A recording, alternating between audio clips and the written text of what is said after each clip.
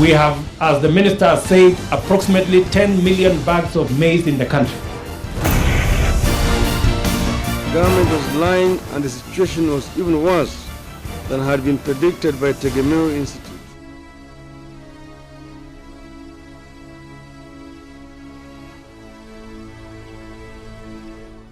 Unga wa mahindi nchini unaendelea kuadimika kama kaburi la baniani.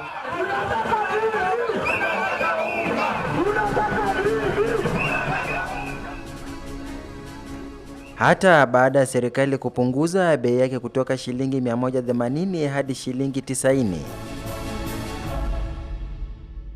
Hatua hii inajiri baada ya lalama kutoka kwa mwananchi wa kawaida kutokana na gharama ya maisha.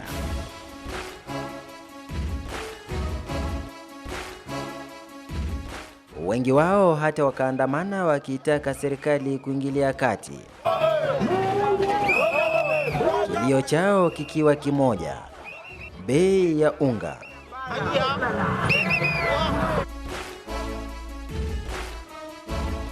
Wakati ambapo hii serikali iliingia mamlakani, bei ya unga ilikuwa shilingi 70 na saa hii bei ya unga imekuwa shilingi 200. Sisi ndio walalahoi, sisi ndio Wakenya wadogo. Government isimamishe kila kitu inafanya. Hizo mabarabara zenye tunaona inajenga ni sawa, lakini isimamishe kwanza. Hiyo kitu yenye government inatuambia Rift Valley Railways isimamishwe. Nikikula chapati ni kama venye unaweza kula biscuit. Nikikula getheri ni kama venye naweza kula biscuit. Same Ruto anatuambia wanashughulikia nini kutoka Jordan, sijui wapi ile inchi, sijui nimesahau. Mexico amesema itakuja. Baada ya siku mbili imekuja. Mimi natoka Siaya. Siaya ndio ukitoka siku mbili uko Nairobi. Mexico ni Siaya. Ruto asifanye biashara na damu yetu.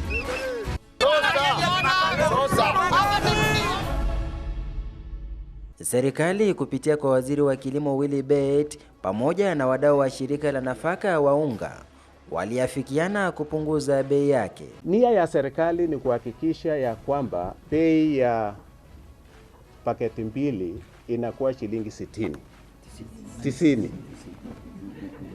Na hiyo bei ni ile bei ambayo serikali imeonelea Mkenya itaweza kununua hasa wakati huu ambaye tumekuwa na ukame.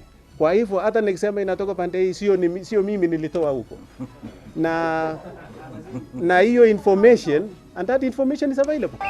Kwa nyinyi wote.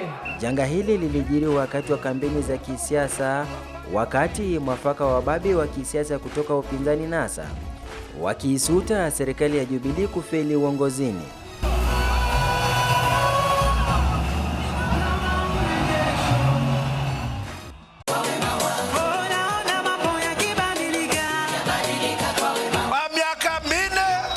Wametufanya tukose hata uji. Hawa wanatudanganya, wanatuambia ati sasa wameleta unga kutoka Mexico. Na hiyo Mexico, munajua mahali hiyo Mexico iko? Iko katikati ya Mauritius na Mombasa. Iko 30 kilometers kutoka Mombasa. Ati huko ndio Mexico. Wanapeleka mahindi yetu kwa bahari alafu wanarudisha. Hata ingawaje walienda wakagawana nafasi, sijui positions, lakini unaona mmoja wao ameenda kutafuta kiti ya Senate, mwingine ameenda kutafuta kiti ya governor, mwingine amenyang'anya kazi Owalo, sasa ni manager ya campaign. Tumeenda kuanzisha viwanda, ilikuwa imekufa, wanatuambia mbona hatuoni moshi. Tumeenda tukaleta unga ili wananchi tuwapunguzie gharama ya unga, wanasema mbona imekuja haraka na mbona mulienda Mexico. Because their focus is on problems.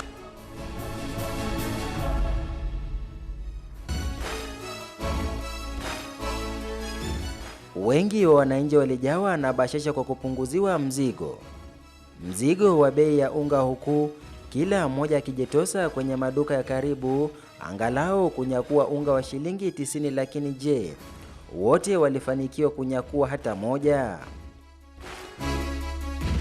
Sasa mimi nimeenda kutafuta unga kwa supermarket ya HADI Center Point. Lakini nimefika huko hakuna unga. Huko tu unga wa chapati. Nikiacha inapatikana huko. Lakini hii unga naye imefika tu kwa lori unga kidogo tu. Wanasema unachukua moja. Hiyo on two hawezi wakachukua. Niipata tu kama ndio wanatoa kwa gari. Na uwezo kuuzi ile unga ambayo walisema kwamba serikali inatusaidia kuleta hapa. Tumeenda huko katika supermarket yetu, tumeona msongamano ya watu. Katika ile nini ya shelf hakuna unga, watu wamesimama hapo. Sasa ikawa tena siasa. Hakuna unga madukani. Nayo serikali ikashikilia kuwa unga upo. Wakulima waliuliza Uhuru na Ruto, tulipie sisi shilingi 3,200 kwa gunia. Wamekataa. Sasa wanalipa wakulima wa Mexico. Mexico wanalipa shilingi 4,600.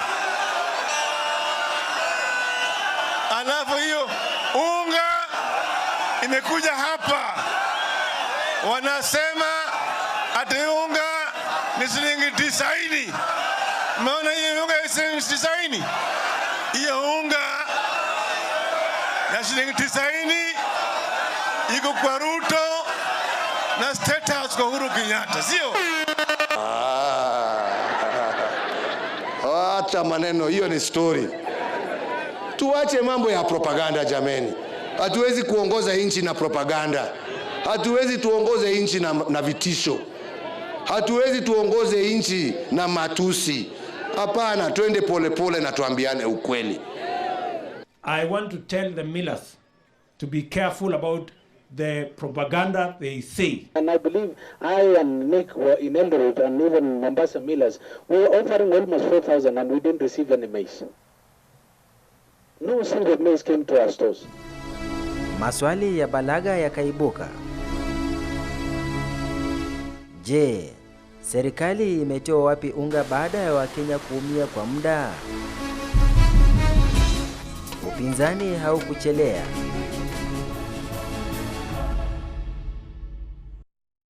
That was South Africa maize because it came from the warehouses of South Africa. Last year, South Africa, if you know that, had a massive drought. They imported close to 2 million tons of maize. 2 million tons. This ship was 29,500 tons. It's peanuts. When Kenya transitions from the subsidy program back to market-led pricing, we call it, there will be some grain left at 2,300. 29,500, Chairman, out of 2 million tons. You didn't get it very wrong. Who is the importer of this first consignment that arrived in this country? We want it in clear terms. And how much? That first vessel, the main, the trader involved was called Holbert. Yeah? They then do contracts with millers and other people. On this vessel, they then sold maize to Pembe flour mills, to Dola, to Kitui flour mills, they're called, and they then sold to, they have a local subsidiary, I do not know the shareholding in all detail, sir, called HADI. And it happens often. The government made the decision to let everybody import white maize. Yep. But two is on this famous ship that docked with the first consignment of maize. You say from where you sit that this maize was sold to South Africa and it was in excess of their requirement. Who in South Africa bought maize which they were not in need of? So I never, as we were tracking it, Maheshimiwa, I certainly, as Unga, it wasn't, there was excess maize in South Africa and a very small amount.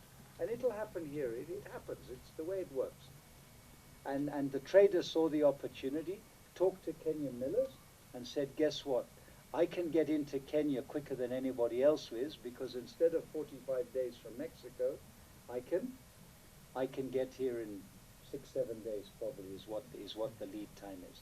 The ship was sailing I've read all about that. I always tell everybody, think of Uber. Uber drops me off, suddenly gets a call and says, pop up to Upper Hill and pick the next passenger up. That ship was just innocently, that's how the charter business works.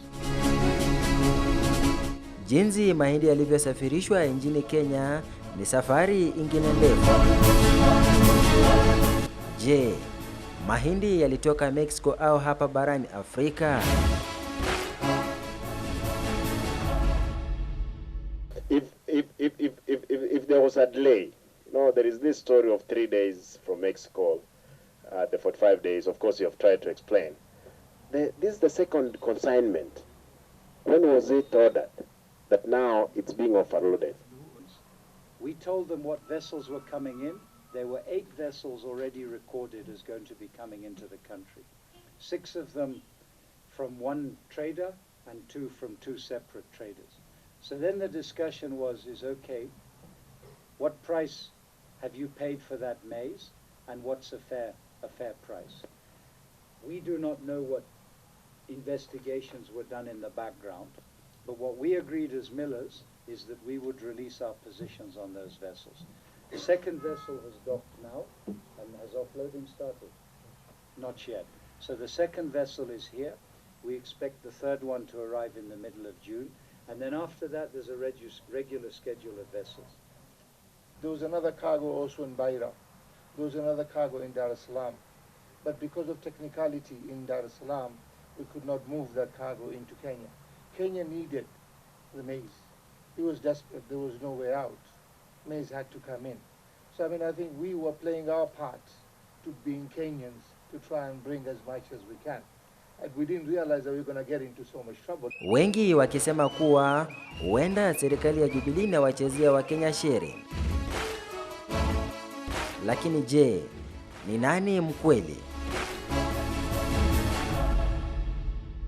Tunasema kama serikali watuahidi kwamba hiyo unga itakuwa ama itakuwa, kwa sababu tunaenda hapo kwa dakika 2 unaona unga yenye iko haiko. Sasa naomba serikali kwamba hiyo unga yenye walisema inakuja hatuchaiona bado, kwa sababu bado hakuna unga. We have, as the minister said, approximately 10 million bags of maize in the country. We have 2.5 million bags of maize in our National Cereals and Produce Board. Unga iko, lakini kuna vile tu wasewana, yani wale wakubwa wanasema wacha tukulie hii kwa sababu ya hii. Naelewa, kwa sababu kuna vile kuko. Yes. Weza kupata undani wa habari, tulizuru maduka kadhaa ya unga. Katika kaunti ya Kericho, wengi wa wateja walifurika hapa Rift Millers kununua unga wa shilingi 40 ya kilo moja na shilingi 90 ya kilo 2. Cha kushangaza ni kuwa duka la Nakumatt, Uchumi, Taskizi na maduka mengine, unga ulisalia kuwa mahame.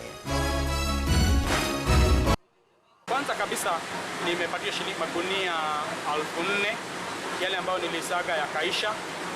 Alafu kisha kumekuwa mgao wa pili. Katika mgao huu wa pili nimepatiwa magunia 5,600 yale ya uzani wa kilo 50, ambayo ndio tunaendelea sasa kusaga, na kama vile mmeona ni kwamba ndio tunazidi kupatia raia wananchi wakaendelea kutumia katika bei ile ambayo serikali imetupatia shilingi 47 na shilingi 90 kwa kilo 2. Hawashughuliki na common person like me and you people. Kwa hivyo hii ndio wakati ilisemekana watakula nyama na sisi tukule mate. Tumechoka na kukula mate, tumemeza mate, tumbo iko ICU ya Wakenya. Nasema enough is enough. Lete wajeshi watuwe sisi what mimi naenda State House leo. Katika kaunti ya Kisumu hali ni sawia. Wengi wa wateja wanazuiliwa kununua unga zaidi ya moja. Wanaozuru kwenye maduka makubwa vile hawajafaidika. Foleni hapa ya kununua unga ni ndefu mno. Tulizuru katika kaunti za Kisii, Nyamira, Migori, Homa Bay, Kisumu na Siaya. Na bado wateja walilalamikia ukosefu wa unga. Kutoka eneo la Nyanza tulifululiza moja kwa moja hadi eneo la Magharibi, ambapo tulikuta hali ni ile ile. Je, unga upo? Malumbano kuhusiana na ukosefu wa unga mahindi nchini unaendelea kugonga vichwa vya habari kila uchao, huku serikali ikihakikishia Kenya kwamba unga upo. Hata hivyo, upinzani nao naso umeshikilia kwamba serikali ya Jubilee inawachezea wa Kenya shere. The Cabinet Secretary for Devolution and Planning, Mr. Mangi Kionjuri, released a statement after an interministerial meeting held in January 12, 2017, reassuring the country that there was enough food to last the country up to June of this year. As we have come to see, the government was lying and the situation was even worse than had been predicted by Tegemeo Institute. We ran out of food in March, which resulted in the sharp rise in food prices in Kenya.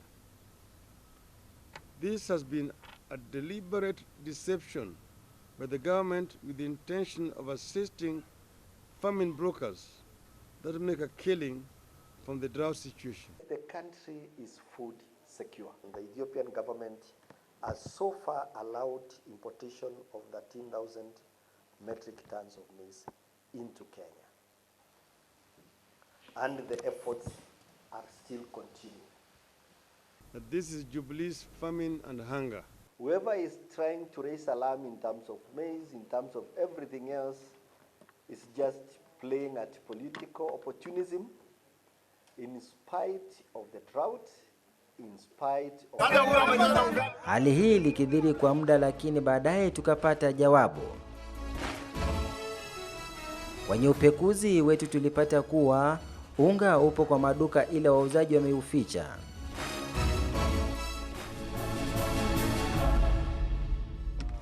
Ni dhahiri shahiri kuwa baada ya serikali kupunguza unga, mabwenyenye walinunua unga kwa wingi na lengo lao likawa hapa ni Nairobi, eneo la Kawangware. Wateja wanatamaushwa na jinsi unga ulivyoadimika. Ikiwa kama haiko juu, kama nikitaka kama unga 5, siwezi pata 5. Lazima nipate labda 3 na nibebe na kitu kingine. Kitu ya kwanza labda mafuta. Mtu anaweza orisela anakuambia chukua na afya, kitu kama hiyo. Sasa na mimi nikifika hapa na kuuzia, labda naweza nikakuuzia 120 na nikupatie, na lazima nikuuzie labda na keki, kitu kama mfano. Huyu rafiki yangu ananipigia tu simu, rafiki yangu ananipigia tu simu na mimi niende tu unga. Hakuna mingi, aninunua mingi akaniuzia na bei yake, alinunua nayo. Niko na iko sawa, bado sio mbaya. Duru za kuaminika zinaonyesha kuwa wengi wao wamepandisha bei, sio 90 kama ilivyotangazwa na serikali. Unajua kununua hiyo unga wanunua 1060, inaingia na 88 na somuni. Sasa kwa kula shilingi moja na somuni. Alafu nyumba ni bado expensive, nyumba kama nyumba tu. Nyumba ni expensive. Nyumba ni 10,000, shilingi moja na somuni nazipa nyumba hii. Azilipa nyumba. Serikali angalia watu kaa sisi, ngatu raia wa kawaida. Wengine wanza 120, wengine 110, lakini mimi tukuza tu 100 upate hiyo 10 bob peke yake. Ulipe nyumba. Niliona pale 46.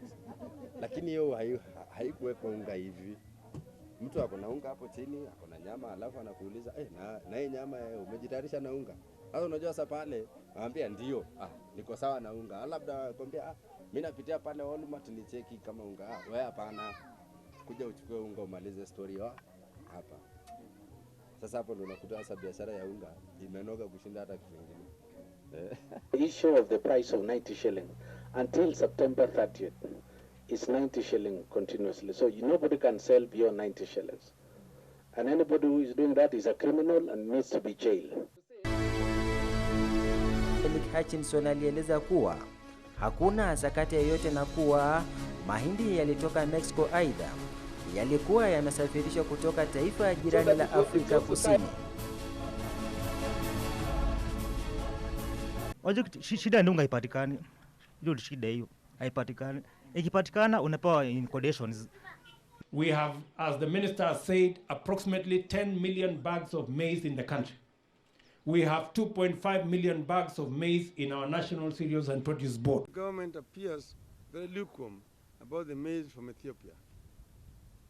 Despite the fact that Ethiopia has enough grain to sort out all our shortages in a few days, we are not seeing great efforts at bringing that grain to Kenya. Wadau hawa waliitaka bunge kutoulizwa maswali zaidi kutokana na uhaba wa chakula unaokumba taifa. The best thing we can do to move the country forward is to stop accusing each other of massive profits. Millers can do the same about farmers. We can do the same about traders. Come on, enda kwa boma, and you say to mama, but I know you're sleeping with someone else. Tell me if it's true. It's a tough question to ask. It's not a good question. So aside, I think it's a tough question, Bwana Sarut. There is nothing to come clean about. The only thing we can come clean about is we're at the table genuinely wanting to help Kenyans. This is a tough program for us. Our businesses are totally open. They're totally transparent. The chairman is asking what price. I don't know what Pembe paid. It's a secret. We're competitors, just as Mr. Cheponyi said. So that's my fellow Joshua had explained that grand handling there's an item called international warehousing, that most people have them in the ports. Then people do transshipment of cargoes. Cargo come here, stays for a month, it moves to the next country or the neighboring countries. That's a huge business that is being done. In Kenya, we cannot have that because we have a monopoly in that business. Wadau hawa hawajaweza kuwaelezea Wakenya ni pesa ngapi waliweza kununua unga huo kutoka taifa za kigeni. I think I just want to say this whole accusation of maize being held, not true. The most embarrassing moment of my life, Mheshimiwa, of my time with Unga was I issued a profit warning in February. I've worked my off to improve Unga's performance. Based on what? Huh? That warning was No maize. Yes. No maize. As simple as that. Nobody had any maize. Of course, people have 5-7 days. But the farmers didn't have it either. The traders did. And let us not forget also, as members of parliament, that what we are dealing here with the life of Kenyans. We wanted to have food availability and affordability. Thank you. Thank you so much. Je, unga upo? Na ni nani anayecheza mchezo wa paka na panya?